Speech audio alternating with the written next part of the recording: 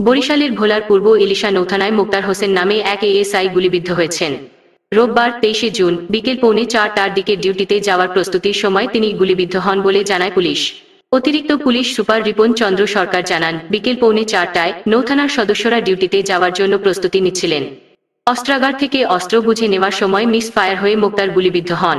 তাৎক্ষণিকভাবে তাকে ভোলার 250 শয্যা জেনারেল হাসপাতালে ভর্তি করা হয়। অবস্থার অবনতি হলে ওই এএসআইকে বরিশাল শের-ই বাংলা মেডিকেল কলেজ হাসপাতালে সেবাচিম পাঠানো হয়। নৌথানার ডিউটি অফিসার সঞ্জীব জানান, ঘটনার সময় আমরা 8 জন ছিলাম। মোক্তার বিশেষ অভিযানে চট্টগ্রামের কাপ্তাই যাওয়ার প্রস্তুতি নিচ্ছিল। গুলিবিদ্ধ হয়ে আহত হওয়ার পর তাকে নিয়ে ওসি ও 2 জন কনস্টেবল বরিশাল গেছেন। বাকি 5 জন থানায় আছেন। ভোলা নৌ পুলিশের পুলিশ সুপার কফিল উদ্দিন জানান, রোববার বিকেলে পুলিশের ওই কর্মকর্তার দায়িত্ব পালনের জন্য প্রস্তুতি নিচ্ছিলেন।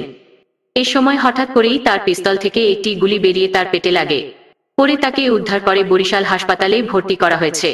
তার অবস্থা শঙ্কাজনক।